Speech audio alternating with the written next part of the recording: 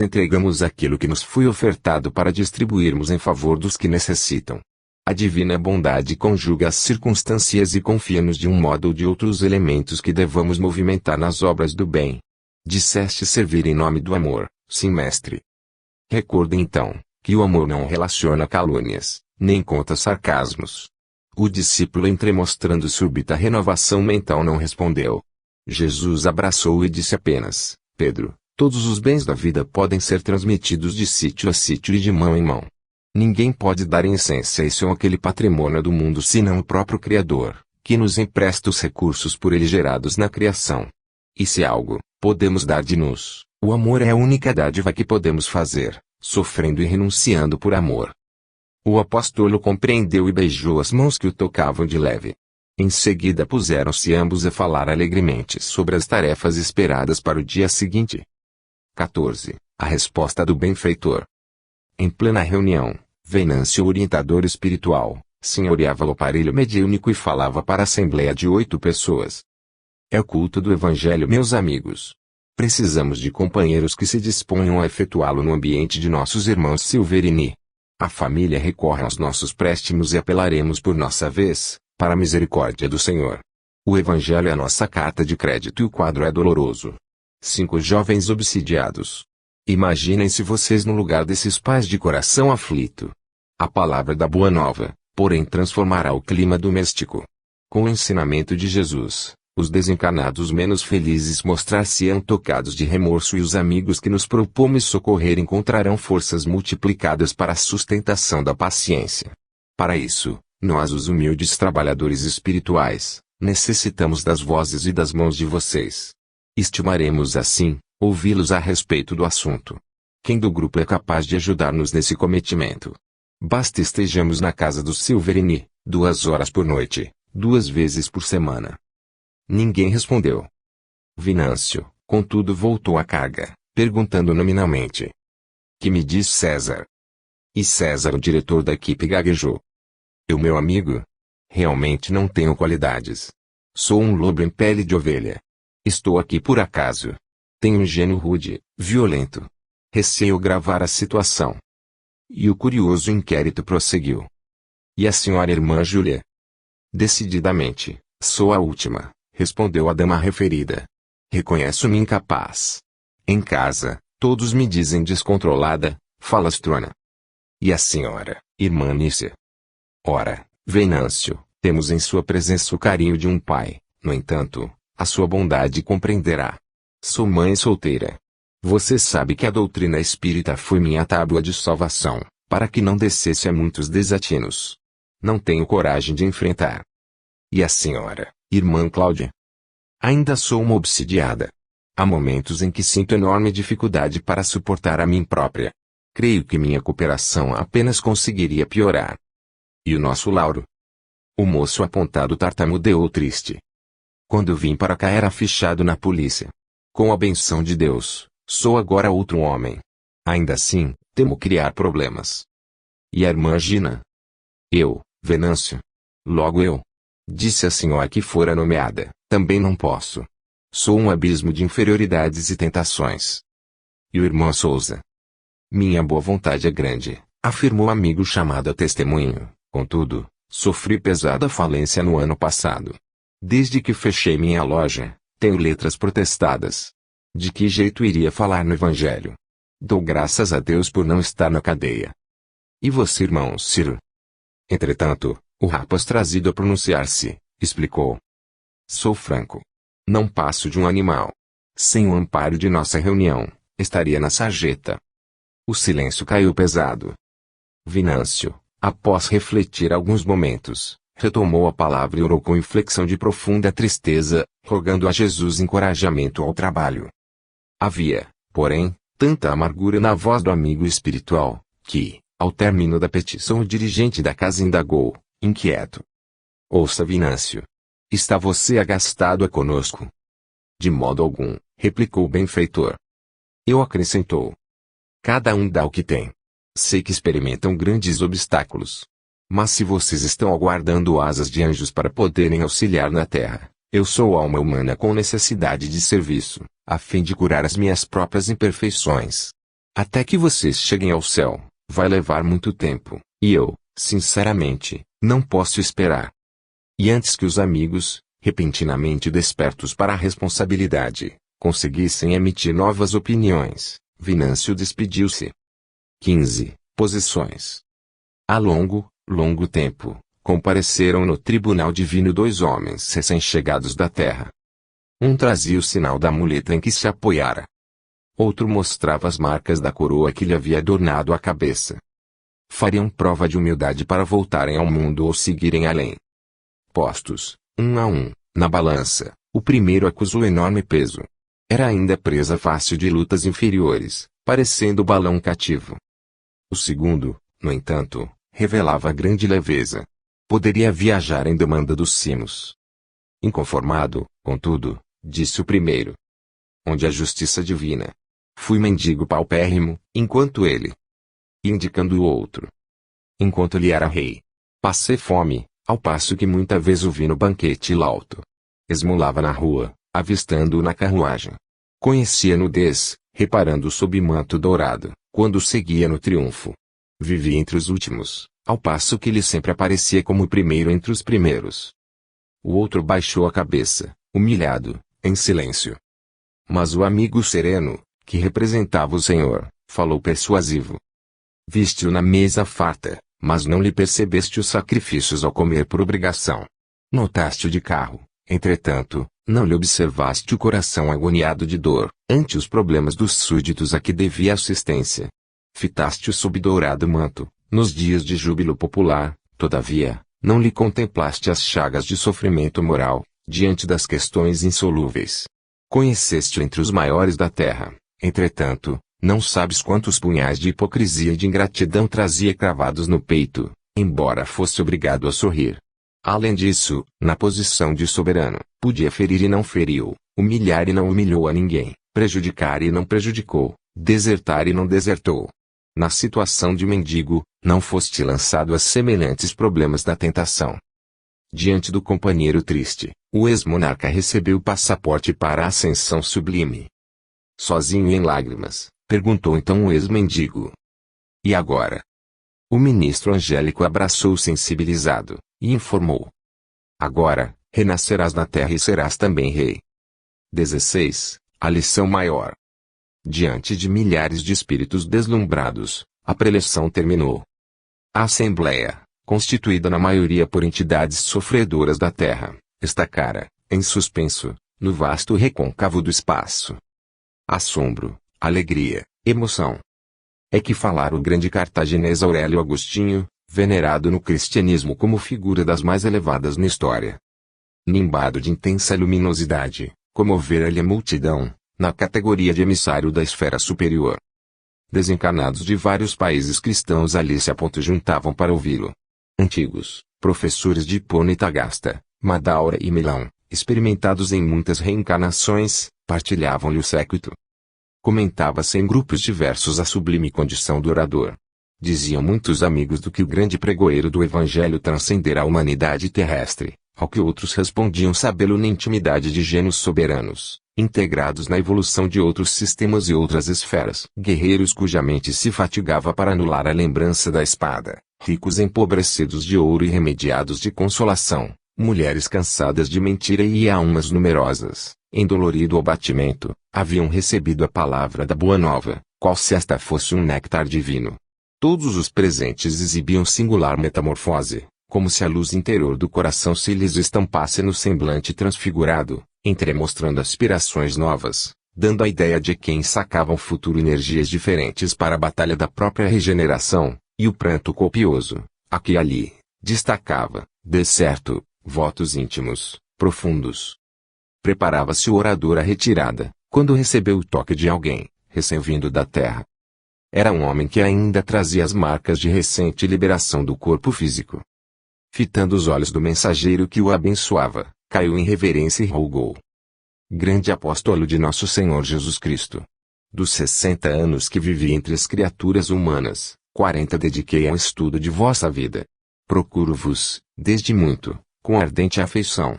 Agora que vos encontro, peço recebais o testemunho de meu apreço, e permiti, Ó embaixador da bondade divina, algo vos pergunte na minha prece de respeitosa admiração.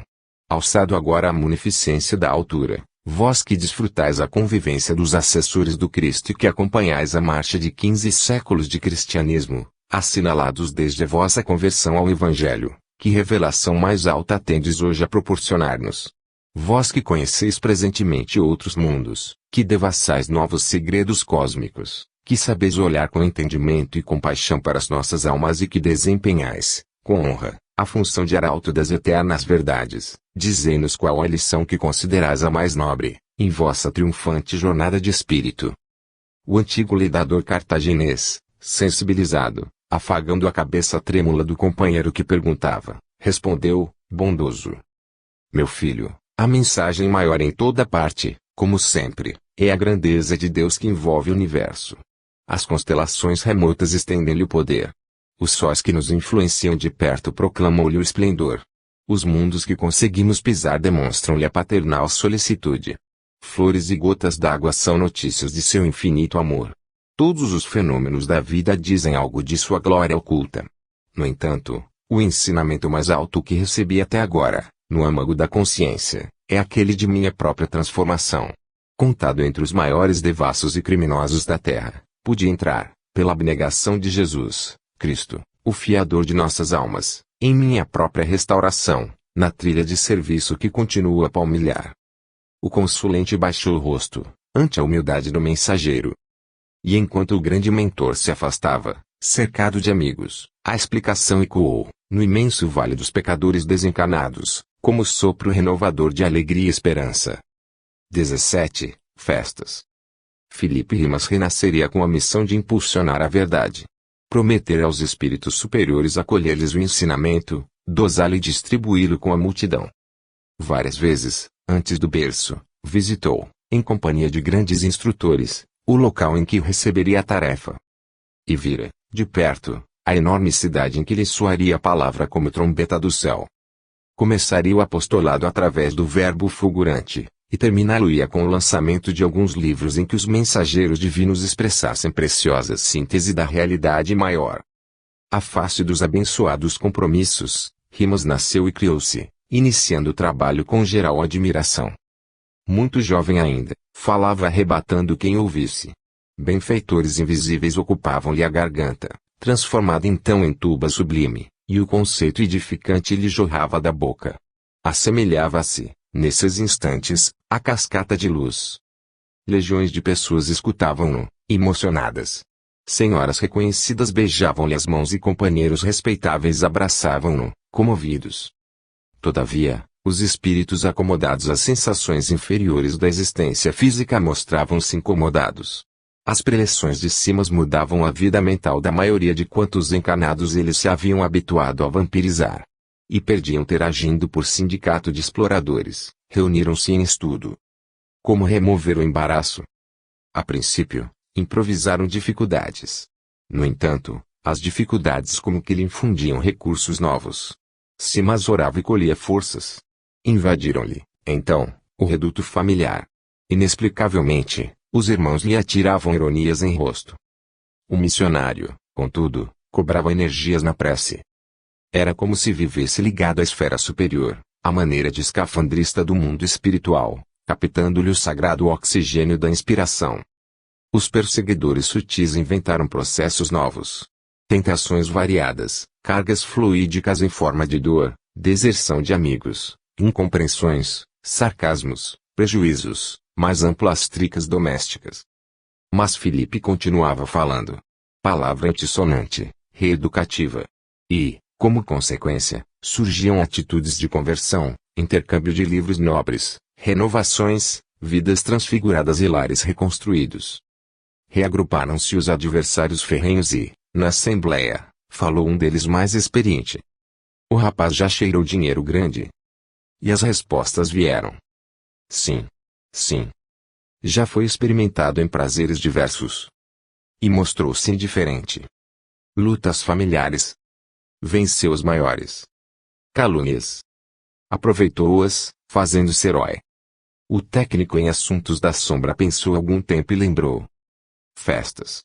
Já foi testado em homenagens pessoais? E o grupo todo? É. Ainda não. Experimentem, disse o astuto opositor pouquíssimos se livram. Começou para si mais uma época nova. Os amigos, como se animados de furor admirativo, passaram a requisitá-lo. Apoio e demonstrações de apreço por toda parte. Era o homem das festas inaugurativas. Nada se fazia sem ele, em matéria de atas sociais. Vistoria inicial de templos espíritas comediantes, almoços de confraternizarão, reuniões comemorativas, viagens de longo curso para atender a convites honrosos, agapés familiares, passeios no campo, preitos de ternura, recheados de flores. E Simas falava, comovendo. Aplausos e lágrimas. E explodiam novos convites. Jantares íntimos, conversações confidenciais, auditórios fiéis, amigos revezando-se em ofertas afáveis. Automóveis, aqui e ali, à disposição. Retratos a rodo, álbuns de viagens, recortes de jornais em que seu nome ganhara citação. Relatórios cordiais pela noite adentro, visitas intermináveis. E, com isso, a gula festiva. Onde Felipe estivesse, surgia a mesa. Lanches, siquilhos, viandas, licores. Muita gente do séquito sabia de antemão, rimas, chegando, comezainas à farta. Como complemento aos licores inofensivos, hectares. Via para o grupinho mais íntimo as bombas alcoólicas. Com alguns poucos anos, arrancado ao cultivo da reflexão e ao hábito salutar da leitura nobre, Simas era dono de conversação rotineira. Repetia casos, repisava conceitos sem refundi-los. De tanto aceitar homenagens enfeitadas por mãos quituteiras, acostumara-se ao prato grande. Fizera-se gastrônomo exigente. E, de certo, em razão da gordura excessiva, não mais aguentava servir os longos comentários edificantes. Nada além de 5 minutos. Cansava-se, dizia-se portador de várias moléstias, afirmava-se em provação. Antigos bajuladores não tinham, agora, mais tempo de cortejá-la. E, muito antes dos dias previstos para os livros reveladores, Simas, vencido, tornara-se um trapo de gente, viciado em comprimidos para dor de cabeça. Quando vi, pela última vez, era um homem afônico, neurastênico. Rixava com a esposa. Clamava contra a gripe, contra a chuva, contra a umidade e contra o vento. E, não longe, 2 antigos adversários de sua missão, já fracassada, diziam, irônicos, entre si. Que fazer para levantar-se mas de novo? Façamos festas. Uma festa é o remédio ideal. Riam-se as escancaras. 18. Diário de um médium. Quando, por solicitação de amigos, penetramos o quarto de Alfredo Lúcio, para acudi-lo no processo de desencarnação, o diário que o tempo amarelecera estava aberto e podíamos ler, em trechos curtos, a história de sua experiência. 22 de outubro, nesta noite inesquecível de 22 de outubro de 1928, faço minha profissão de fé. Acompanhei a reunião íntima no Centro Espírita Vicente de Paulo, na Rua Tavares Guerra, 74, aqui no Rio, e pude ouvir a palavra de minha mãe que eu supunha morta. Ela mesma falava-me pelo médium, como se estivéssemos em nossa casa do Meyer. Chorei muito. Estou transformado. Sou agora espírita. Peço a Deus me abençoe os votos solenes de trabalhar pela grande causa. 23 de outubro, tentei a mediunidade escrevente e consegui. Maravilhoso. A ideia me escorria da cabeça com a mesma rapidez com que a frase escrita me saía da mão. Recebi confortadora mensagem assinada por D. Amélia Artley Antunes Maciel, a baronesa de Três Cerros, que foi companheira de infância de minha mãe. Aconselhou-me a aperfeiçoar a mediunidade, a fim de cooperar na evangelização do povo. Sim, obedecerei. 24 de outubro, procurei o confrade R. Augusto Ramos, da diretoria do Vicente de Paulo, na Ponta do Caju, e falei-lhe de meus planos. Encorajou-me. Foi para mim valioso entendimento espiritual. Quero servir. 25 de outubro, congreguei vários irmãos no centro, em animada conversação sobre os desastres morais. A imprensa está repleta de casos tristes. Suicídios, homicídios. Comentamos o imperativo da mediunidade apostólica. É muito sofrimento nascido da ignorância. Deus de bondade infinita, Darei minha vida pelo esclarecimento do meus irmãos em humanidade. 26 de outubro, avistei-me hoje com R.R. Leopoldo, Cirne e sua estimada esposa, na residência deles próprios. Foram amigos de D. Amélia. Oramos. A baronesa comunicou-se, exortando-me ao cumprimento do dever. Convidou-me a estudos sérios. O Sr. Circe falou-me, bondoso, quanto à necessidade do discernimento. 27 de outubro, continuo a trabalhar ativamente na psicografia. 10 de novembro, o presidente de nossa casa espírita ponderou comigo que é importante não acelerar o desenvolvimento mediúnico. Entretanto, não concordei. A ignorância e a dor esperam por mensagens do alto. Nas últimas 6 noites, recebi páginas e página do espírito que se deu a conhecer como sendo Filon, de Atenas, desencarnado na Grécia Antiga. Disse-me que tenho grande missão a cumprir. 2 de dezembro, é tanta gente a falar-me sobre estudo, que deixei de frequentar o centro. Preciso trabalhar, trabalhar. Filon está escrevendo 4 horas diariamente, por meu intermédio. Está preparando 2 livros, através de minhas faculdades. Sim, ele tem razão. O mundo espera, ansioso, a evidência do plano espiritual. 1 de janeiro, entrei no ano novo psicografando. 29 de janeiro, apresentei ao Sr. Leopoldo Cirne os frutos de meu trabalho. 2 livros assinados pelo espírito de Filon. Um romance e um manual de meditações evangélicas. O Sr. Cirne pediu-me procurá-lo na semana próxima. 5 de fevereiro, grande decepção. O Sr. Leopoldo Cirne falou-me francamente. Admite que eu esteja ludibriado.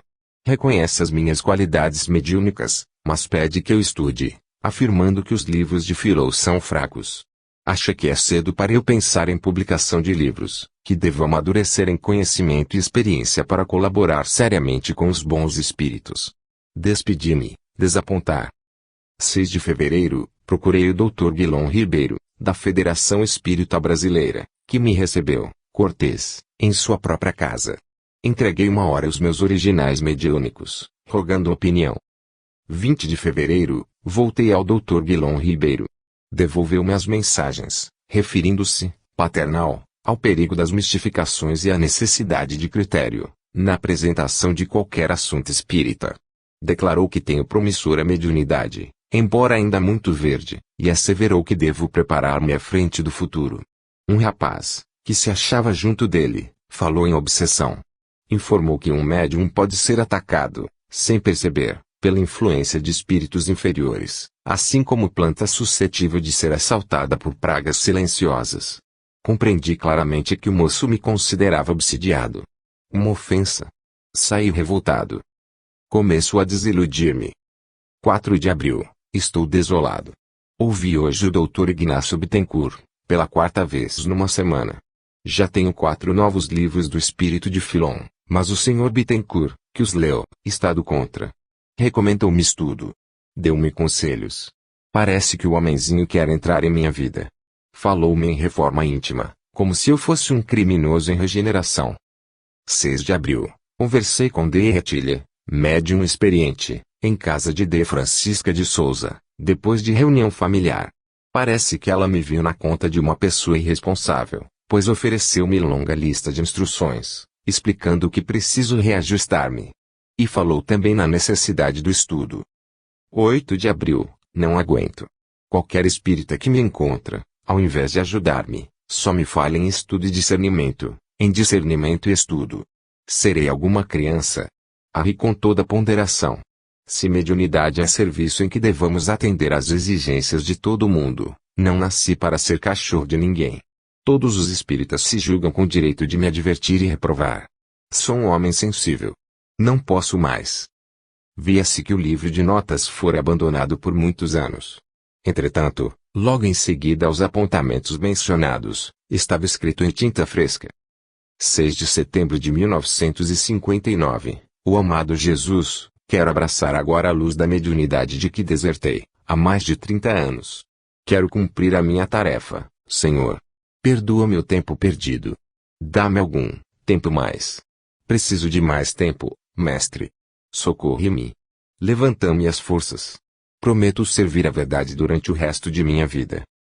Mas o veículo orgânico de Alfredo Lúcio não conseguira esperar pela concessão, pois fim da nossa rápida leitura, mal tivemos tempo para ajudá-lo a sair do corpo, cujos olhos com gestos se fecharam pesadamente para o sono da morte. 19. A casca de banana.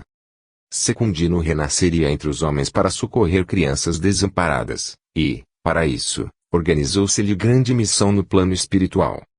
Deteria consigo determinada fortuna, a fortuna produziria trabalho, o trabalho renderia dinheiro e o dinheiro lhe forneceria recursos para alimentar, vestir e educar 2.000 criaturinhas sem refúgio doméstico.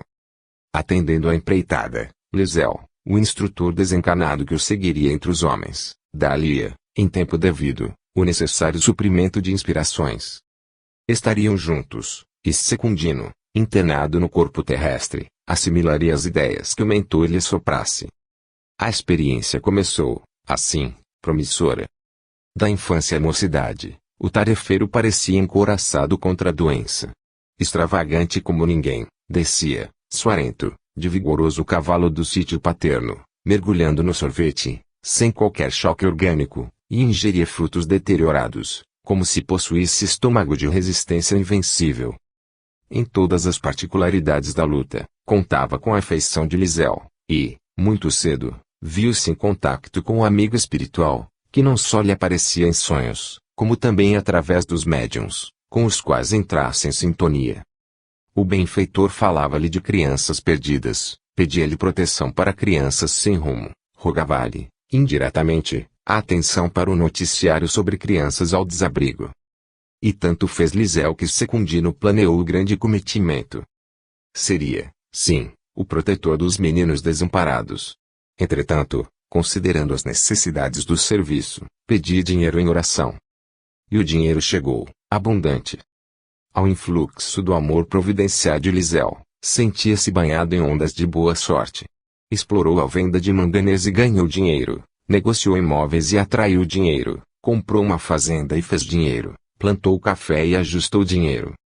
Começou, porém, a batalha moral. Lisel falava em crianças e Secundino falava em ouro. Protegeria a infância desditosa, meditava, convicto, contudo, antes, precisava escorar-se, garantir a família, assegurar a tranquilidade e arranjar cobertura. Casado, organizou fortuna para a mulher para o pai, acumulou fortuna para os filhos e para o sogro, amontoou riquezas para noras e genros, e, avô, adquiriu bens para os netos. Porque tardasse demais na execução dos compromissos, a esfera superior entregou-o à própria sorte. Apenas Liseu o seguia, generoso. E seguia-o arrasado de sofrimento moral, assinalando-lhe frustração. Secundino viciara-se nos grandes lances da vantagem imediata e algemara-se francamente a ideia do lucro a qualquer preço. Lembrava os antigos projetos como sonhos da mocidade. Nada de assistência a menores abandonados, que isso era obra para governos. Queria dinheiro, respirava dinheiro, mentalizava novas rendas e trazia a cabeça repleta de cifras. Lisel, apesar disso, acompanhava-o, ainda. Agoniava-se para que Secundino voltasse a pensar nos meninos sem ninguém. Ansiava por rever-lhe o ideal de outra época. Tudo seria diferente se o pobre companheiro despertasse para as bênçãos do espírito. Aconteceu, no entanto, o inesperado. Ao descer de luzido automóvel para estudar o monopólio do leite, Secundino não percebe pequena casca de banana estendida no chão. Lisel assinala o perigo, mas suplica em vão auxílio de outros amigos espirituais. O negociante endinheirado pisa em cheio no improvisado patim, perdendo o equilíbrio em queda redonda. Fratura-se a cabeça do fêmur e surge a internação no hospital. Contudo, o coração cansado não corresponde aos imperativos do tratamento. Aparece a cardiopatia, a flebite, a trombose e, por fim, a uremia. No leito luxuoso, o missionário frustrado pensa agora nas criancinhas enjeitadas, experimentando o enternecimento do princípio. Chora. Quer viver mais tempo na terra para realizar o grande plano. Apeia para Deus e para Lisel, nas raias da morte. Seu instrutor, ao notar-lhe o sentimento puro, chora também, tomado de alegria. No entanto, emocionado consegue dizer-lhe apenas: Meu amigo, agradeçamos ao Senhor e à casca de banana a felicidade do reequilíbrio.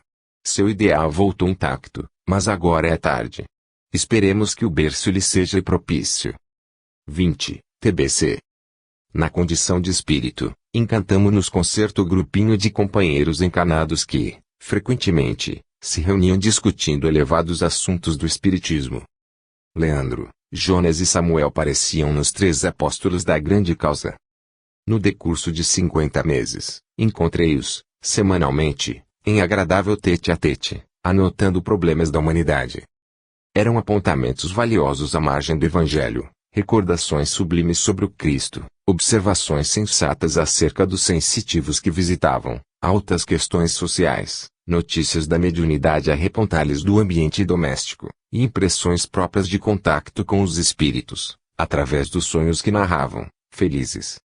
Tanta simpatia inspiravam meus três, que não vacilei apontá-los ao meu amigo Cantídio dos Santos, denodado mensageiro da luz entre a nossa pobre moradia, de companheiros dos homens encanados, e a esfera superior.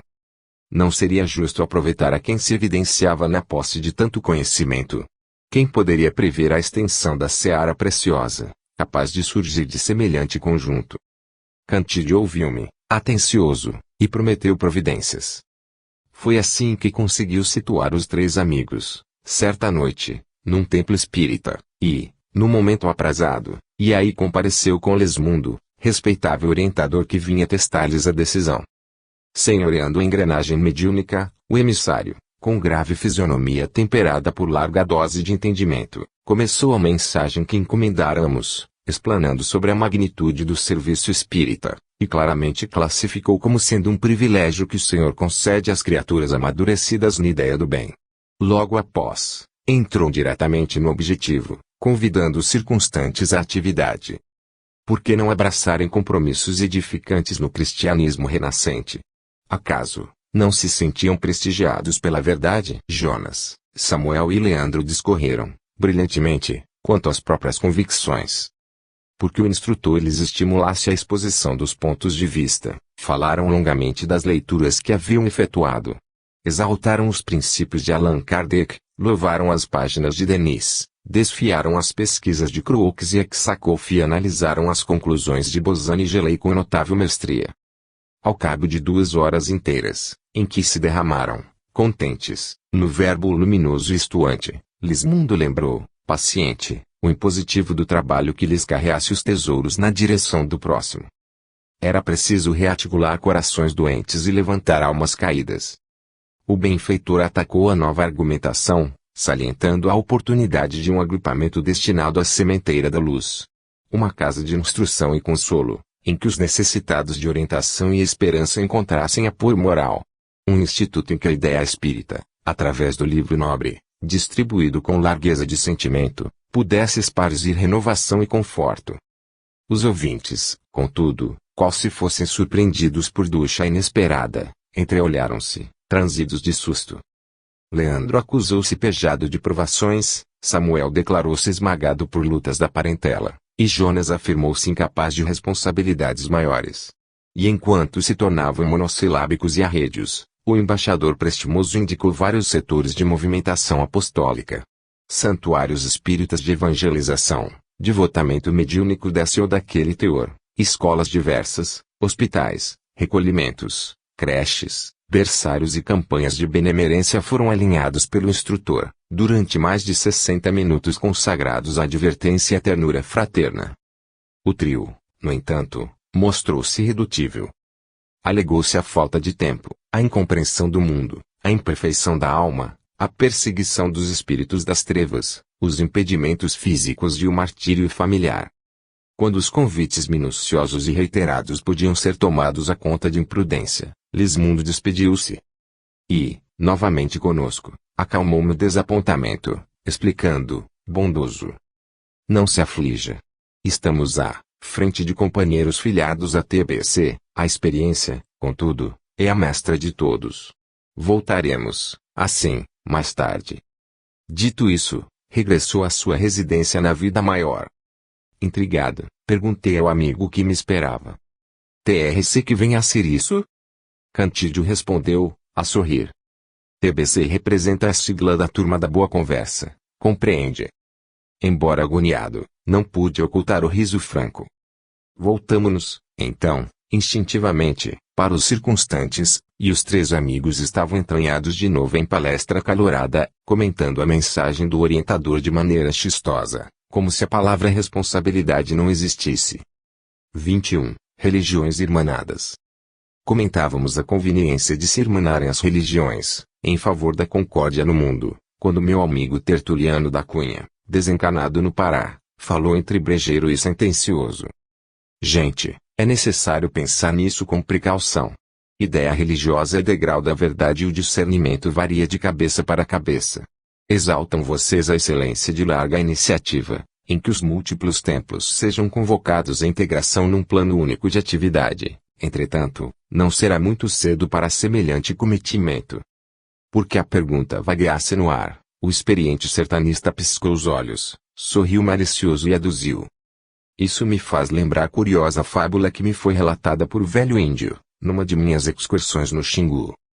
E contou.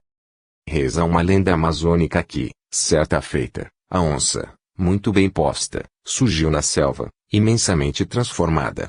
Ela, que estimava a astúcia e a violência, nas correrias contra animais indefesos, escondia as garras tintas de sangue e dizia acalentar o propósito de reunir todos os bichos no caminho da paz. Declarava haver entendida, enfim, que Deus é o Pai de todas as criaturas e que seria aconselhável que todas o adorassem num só verbo de amor. Confessava os próprios erros. Reconhecia haver abusado da inteligência e da força. Despertar o terror e a desconfiança de todos os companheiros, quando era seu justo desejo granjear-lhes a simpatia e a veneração. Converter-se, porém, a princípios mais elevados. Queria reverenciar o Supremo Senhor, que acendera o sol, distribuir a água e criara o arvoredo, animada de intenções diferentes. Para isso, convidava os irmãos à unidade. Poderiam, agora, viver todos em perpétua harmonia, porquanto, arrependida dos crimes que cometera, aspirava somente a prestigiar a fé única. Renunciaria ao programa de guerra e dominação. Não mais perseguiria ou injuriaria quem quer que fosse. Pretendia simplesmente estabelecer na floresta uma nova ordem, que a todos levasse a se prosternarem perante Deus, honrando a fraternidade. Solenizando o acontecimento, congraçar-se-ia a família do Labirinto Verde era grande furna, para manifestações de louvor à providência divina. Macacos e cervos, lebres e pacas, tucanos e garças, patos e rãs, que oravam, em liberdade, a seu modo, escutaram o nobre apelo, mas duvidaram da sinceridade de tão alto discurso. Todavia, apareceram serpentes e raposas, aranhas e abutres, amigos incondicionais do ardiloso Felídio, aderindo-lhe ao brilhante projeto. E tamanhos foram os argumentos, que a bicharada mais humilde se comoveu, assentando, por fim, que era justo aceitar-se a proposta feita em nome do Pai Altíssimo. Marcado o dia para a importante assembleia, todos se dirigiram para a louca escolhida, repentinamente transfigurada em santuário de flores. Quando a cerimônia ia meio caminho, com as raposas servindo de locutoras para entreter os ouvintes, as serpentes deitaram silvos estranhas sobre os crentes pacatos, as aranhas teceram escura teia nos orifícios do antro, embaçando o ambiente, os abutres entupiram a porta de saída, e a onça, cruel, avançou sobre as presas desprevenidas, transformando a reunião em pavoroso repasto. E os bichos que sobraram foram escravizados na sombra, para banquete oportuno. Nosso amigo fez longa pausa e ajuntou. A união de todos os credos é meta divina para o divino futuro, mas, por enquanto, a Terra ainda está fascinada pelo critério da maioria. Como vemos, é possível trabalhar pela conciliação do religiosos de todas as procedências. No entanto, segundo anotamos, será preciso enfrentar a onça e os amigos da onça. Onde o melhor caminho para a melhor solução. Sorrimos todos, desapontados, mas não houve aí me quisesse continuar o exame do assunto, após a palavra do engraxado e judicioso comentarista. 22. Pureza em branco. Quando Anésio Fraga deixou o corpo físico, ele, que fora sempre considerado puro entre os homens, atingiu a fronteira do mundo espiritual à semelhança de um lírio, tal a brancura de sua bela vestimenta. Pretendia viver nas esferas superiores, respirar o clima dos anjos, alçar-se às estrelas e comungar a presença do Cristo, explicou ao agente espiritual que atendia ao policiamento da passagem para os seus planos da espiritualidade. O zeloso funcionário, contudo, embora demonstrasse profundo respeito para com a sua apresentação, submeteu-o a longo teste, fim do qual, não obstante desapontado, explicou que lhe não seria possível avançar. Faltavam-lhe requisitos para maior ascensão. Eu, gaguejou Anésio, aflito. Como pode ser isso? Fui na terra um homem que observou todas as regras do santo caminho. Apesar de tudo, falou o fiscal, reticencioso. Não me conformo, reclamou o candidato à glória divina. E sacando do bolso uma lista, exclamou agastado, pensando na hipótese de alguma desconsideração, resumi em 10 itens o meu procedimento irrepreensível no mundo. E leu para o benfeitor calmo e atento. Respeitei todas as religiões. Cultivei o dom da prece. Acreditei no poder da caridade. Nunca aborreci os meus semelhantes. Confiei sempre no melhor. Calei toda palavra ofensiva ou desrespeitosa. Calculei todos os meus passos. Jamais procurei os defeitos do próximo. Evitei o contato com todas as pessoas viciadas. Vivi em minha casa preocupado em não ser percalço na estrada alheia. O mordomo da grande porta, no entanto, sorriu e comentou: Fraga, você leu as afirmações, esquecendo as demonstrações. Como assim? O amigo paciente apanhou uma ficha e esclareceu que o plano espiritual possuía também apontamentos para confronto e solicitou-lhe a releitura da lista. Principiou Anésio: respeitei todas as religiões. E o examinador acentuou, conferindo as anotações, mas não serviu a nenhuma. Cultivei o dom da prece, somente em seu próprio favor. Acreditei no poder da caridade, todavia, não a praticou. Nunca aborreci os meus semelhantes, entretanto, não auxiliou a quem quer que fosse. Confiei sempre no melhor, mas apenas em seu benefício. Calei toda palavra ofensiva ou desrespeitosa, não se lembrou, porém, de falar aquelas que pudessem amparar os necessitados de consolo e esperança. Calculei todos os meus passos, para não ser molestado. Jamais procurei os defeitos do próximo, contudo, não lhe aproveitou os bons exemplos. Evitei o contato com todas as pessoas viciadas, atendendo ao comodismo. Vivi em minha casa preocupado em não ser percalço na estrada alheia, simplesmente para não ser chamado a tarefas de auxílio. Anésio, desencantado, silenciou, mas o benfeitor esclareceu, sem afetação: meu amigo, não basta fugir ao mal. É preciso fazer o bem. Você movimenta-se em branco, veste-se em branco, calça em branco e brilha em branco, mas a sua existência na terra passou igualmente em branco. Volte e viva. Angustiado, Anésio perdeu o próprio equilíbrio e rolou da altura na direção da terra. 23. Eles viverão. 11 anos após a crucificação do mestre, Tiago, o pregador, filho de Zebedeu, foi violentamente arrebatado por esbirros do Sinédrio, em Jerusalém, a fim de responder a processo infamante. Arrancado ao pouso simples, depois de ordem sumária, ele posto em algemas, sob o sol causticante, avançando ao pé do grande templo, na mesma praga enorme em que Estevão achara o extremo sacrifício, imensa multidão entrava-lhe a jornada. Tiago, brando e mudo, padece, escarnecido. Declarou-no embusteiro, malfeitor e ladrão. A quem lhe cuspa no rosto e lhe estraçalhe a veste. À morte! À morte! Centenas de vozes gritam inesperada condenação, e Pedro, que de longe o segue, estarrecido, fita o irmão desditoso, a entregar-se humilhado. O antigo pescador e aprendiz de Jesus é atado ao grande poste e, ali mesmo, sob a alegação de que Herodes lhe decretara a pena, legionários do povo passam-no pela espada, enquanto a turba estranha lhe apedreja os despojos. Simão chora, sozinho, ao contemplar-lhe os restos, voltando, logo após, para o seu humilde refúgio. Depois de algumas horas, veio a noite envolvente acalentar-lhe o pranto. De rústica janela, o condutor da casa inquire o céu imenso, orando com fervor. Por que a tempestade? Por que a infame açoez? O pobre amigo morto era justo e leal. Incapaz de banir a ideia de vingança, Pedro lembra os algozes em revolta suprema. Como desejaria ouvir o mestre agora? Que diria Jesus do terrível sucesso?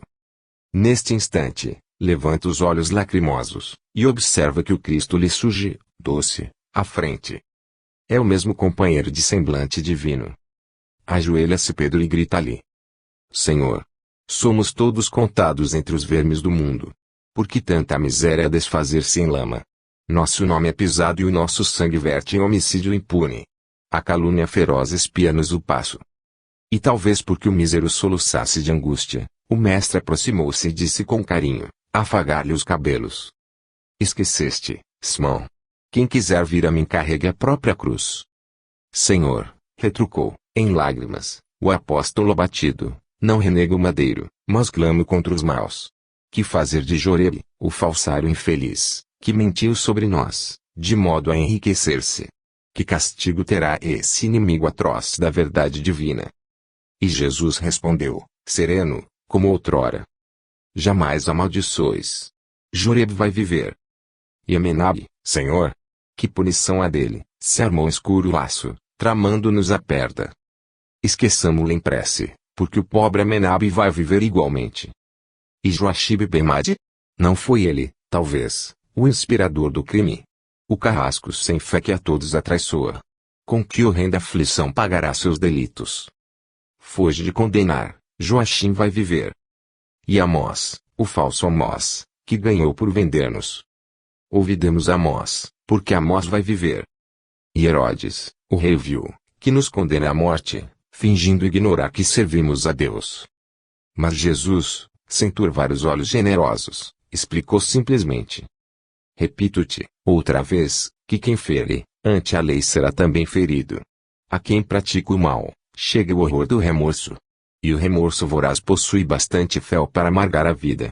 Nunca te vingues, Pedro, porque os maus viverão e basta-lhes viver para se alçarem a dor da sentença cruel que labram contra eles mesmos.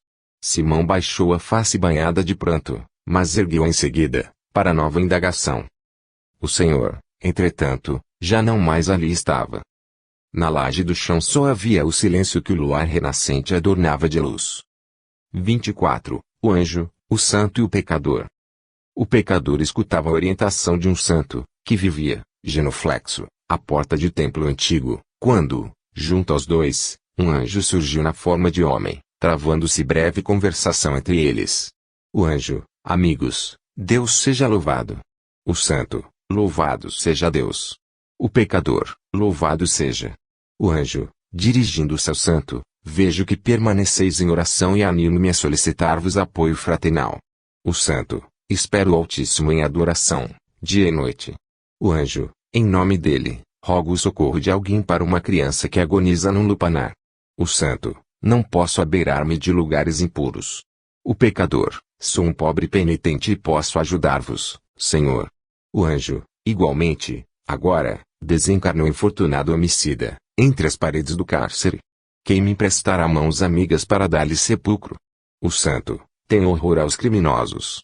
O pecador, Senhor, disponde de mim. O anjo, infeliz mulher embriagou-se num bar próximo. Precisamos removê-la, antes que a morte prematura lhe arrebate o tesouro da existência. O santo, altos princípios não me permitem respirar no clima das prostitutas. O pecador, dai vossas ordens, Senhor. O anjo, não longe daqui, triste menina, abandonada pelo companheiro a quem se confiou, pretende afogar-se. É imperioso lhe estenda alguém braços fortes para que se recupere, salvando-se-lhe também o pequenino em vias de nascer. O santo, não me compete buscar os delinquentes senão para corrigi-los. O pecador, determinai, Senhor, como devo fazer. O anjo, um irmão nosso, viciado no furto, planeja assaltar, na presente semana, o lar de viúva indefesa. Necessitamos do concurso de quem o dissuada de semelhante propósito, aconselhando-o com amor. O santo, como disser ao nível de um ladrão. O pecador, ensinai-me como devo falar com ele. Sem vacilar, o anjo tomou o braço do pecador prestativo e ambos se afastaram, deixando o santo em meditação, chumbado ao solo. Enovelaram-se anos e anos na roca do tempo, que tudo alterara. O átrio mostrava-se diferente. O santuário perdera o aspecto primitivo e a morte despojara o santo de seu corpo macerado por silício e jejum, mas o crente imaculado aí se mantinha em espírito, na postura de reverência. Certo dia, sensibilizando mais intensamente as antenas da prece, viu que alguém descia da altura, a estender-lhe o coração em brando sorriso. O santo reconheceu-o. Era o pecador, nimbado de luz. Que fizeste para adquirir tanta glória? Perguntou-lhe, assombrado. O ressurgido, afagando-lhe a cabeça, afirmou simplesmente: caminhei. 25. Surpresa. Se alguém de outra vida pudesse materializar-se aos meus olhos, dizia Germano Parreira, em plena sessão no próprio lar, de certo que a minha fé seria maior. Um ser de outro planeta que me obrigasse a pensar. Tanta gente se reporta a visões dessa natureza. Entretanto, semelhantes aparições não passam do cérebro doente o que as imagina. Quero algo de evidente e palpável.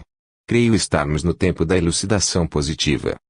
Ouvindo, o irmão Bernardo, mentor espiritual da reunião, que senhoreava as energias mediúnicas, aventou, sorridente. Você deseja, então, espetacular manifestação de cima. Alguém que caia das nuvens à feição de um paraquedista do espaço, em trajes fantasmagóricos, usando idioma incompreensível. Um itinerante de outras constelações, cuja inopinada presença talvez ocasionasse enorme porção de mal, ao invés do bem que deveria trazer. Não, não é tanta exigência, aduziu Parreira, desapontado. Bastaria um ser materializado na forma humana, sem a descida visível do firmamento. Não será preciso que essa ou aquela entidade se converta em bólide para acentuar minha convicção. Poderia surgir em nossa intimidade doméstica, sem qualquer passe de mágica, revelando-se no lar fechado em que antes não existia, a mostra-se igual a nós outros, sendo, contudo, estranhos ao nosso conhecimento. No entanto, sabe você que toda concessão envolve deveres justos. Um espírito, para materializar-se na Terra, solicita meios e condições. Imaginemos que a iniciativa transformasse o hóspede suspirado numa criatura doente e débil, requisitando cuidado, até que pudesse exprimir-se com segurança. Incumbir-se-ia você de auxiliar o estrangeiro, acalentando-o com tolerância e bondade, até que venha a revelar-se de tudo. Estaria disposto a sofrer-lhe as reclamações, e as necessidades, até que se externe, robusto e forte. Oh! Isso mesmo! Perfeitamente! Gritou Parreira, maravilhado. Contemplar um espírito assim, de modo insofismável, sem que eu lhe explique a existência no mecanismo oculto, consolidaria, sem dúvida, a riqueza de minha fé na imortalidade. Isso é tudo, tudo. Bernardo sorriu, filosoficamente, e acrescentou. Mas, Parreira, isso é acontecimento de todo dia e tal manifestação é recente sob o teto que nos acolhe. Ainda agora, na quinzena passada, você recebeu semelhante bênção, asilando no próprio lar um viajante de outras esferas, com a obrigação de ajudá-lo até que se inuncie sem vacilação de qualquer espécie. Esse gênio bondoso e amigo corporificou-se quase em seus braços. Bateu-lhe a porta, que você abriu generosamente. Entrou. Descansou. Permaneceu.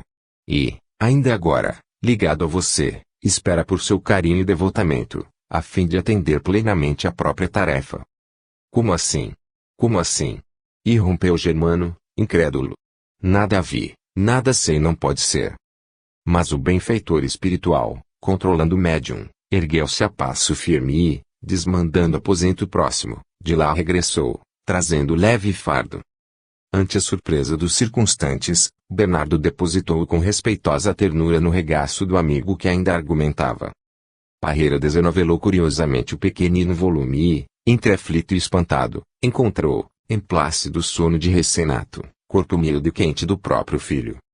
26. O segredo da juventude. Formoso anjo da justiça, na balança do tempo, recebia pequena multidão de espíritos recém-desencarnados na terra. Eram todos eles pessoas maduras, em torno das quais o ministro da lei deveria emitir um juízo rápido, como introdução à mais ampla análise, assim como um magistrado terreno que, na fase inicial de um processo, pode formular um despacho saneador. Velhos gotosos e dementados, abatidos e caquéticos, demonstrando evidentes sinais de angústia, congregavam-se ali, guardando os característicos das enfermidades que lhes havia marcado o corpo. Muitos choravam à feição de crianças medrosas, outros comprimiam o coração com a destra enrijecida, ao passo que outros muitos se erguiam com imensa dificuldade, arrastando-se, trêmulos. As sensações da carne ferreteavam-lhes o íntimo, detendo-lhes o ser nas amargas recordações que traziam do mundo. Conduzidos exame, sob a custódia de benfeitores abnegados, acusavam essa ou aquela diferença para melhor, recebendo uma folha explicativa para o início das novas tarefas que os aguardavam no plano espiritual. Agora, era um psicopata recobrando a lucidez, depois, era um hemiplégico retomando o equilíbrio. Entretanto, os traços da velhice corpórea perseveravam quase intactos, de certo, longo tempo na vida nova para serem devidamente desintegrados. Em derradeiro lugar, no entanto, aproximou-se do anjo pobre velhinha, humilde e triste. Os cabelos de prata e as rugas que lhe desfiguravam o rosto denunciavam-lhe aproximadamente 80 anos de luta física. Trazida, contudo, a grande balança, ó, divina surpresa! De anotação em anotação, fazia-as mais jovem, até que, abençoada pelo sorriso do aferidor angélico, a estranha anciã converteu-se em bela menina e moça, nos 20 anos primaveris. Toda a assembleia vibrou de felicidade, ante o quadro inesquecível. Intrigado, abeirei-me de antigo orientador e perguntei pela razão de inesperada metamorfose. O esclarecido mentor pediu a ficha da celestial criatura, para socorro de minha ignorância, e, na folha branca e leve, pude ler, admirado. Nome, Leocádia Silva. Profissão, educadora. Existência terrestre, 701.280 horas. Aplicação das horas. Serviço de autoassistência para justa garantia no campo de evolução. 1. Mocidade laboriosa. 175.202. Magistério digno. 65.703. Alimentação e higiene. 43.804. Estudo proveitoso e atividades religiosas. 41.905. Repouso necessário ao refazimento. 109.500. Serviço extra, completamente gratuito, em favor do próximo. 1. Devotamento aos necessitados. 85.102. Movimentação fraterna e missões de auxílio. 32.843. Noites de vigília em solidariedade aos enfermos. 33.004. Conversação sadia no amparo moral genuíno. 54.755. Variadas tarefas de caridade. 59.490 total, horas. 701.280, compreendeu? Disse-me orientador, sorridente. E, ante o meu insopitável assombro, concluiu. Quem dá o seu próprio tempo, a benefício dos outros, não conta tempo na própria idade no sentido de envelhecer. Leocádia excedeu todas as suas horas disponíveis no socorro aos irmãos do mundo. Os dias não lhe pesam, assim, sobre os ombros da alma. Meu interlocutor afastou-se, lépido, para felicitar a heroína, e, contemplando, enlevado, o semblante radioso do mensageiro sublime que presidia a grande reunião, compreendi o motivo pelo qual os anjos do amor divino revelam em si a suprema beleza da juventude eterna. 27. Na vinha do Senhor. Instalado na casa modesta que seria, mais tarde, em Jerusalém, o primeiro santuário dos apóstolos, Simão Pedro refletia. Recordava a Jesus, em torno de quem havia sempre abençoado o trabalho a fazer. Queria ação, suspirava por tarefas a realizar e, por isso, orava com fervor. Quando mais ardentes se lhe derramavam as lágrimas, com as quais suplicava do céu a graça de servir, eis que o Mestre lhe surge à frente, tão compassivo e sereno como nos dias inolvidáveis em que se banhavam juntos na mesma luz das margens do Tiberíades. Senhor, implorou Simão, aspiro a estender-te as bênçãos gloriosas. Deixei o lago para seguir-te. Disseste que nos farias pescadores de almas. Quero testemunhar a divina missão do teu evangelho de amor e luz.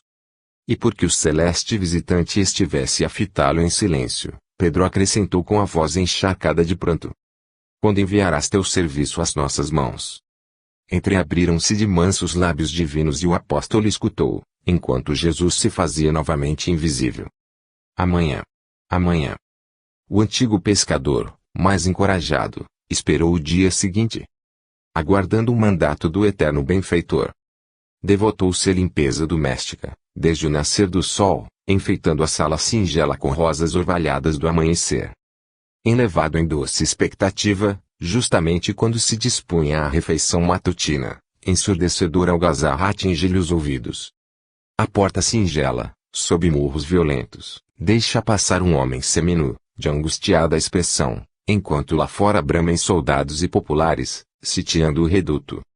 O recém-chegado contempla Simão e roga-lhe socorro. Tem lágrimas nos olhos e o coração lhe bate descompassado no peito. O anfitrião reconhece indicador ordinal masculino é Joachás, o malfeitor. De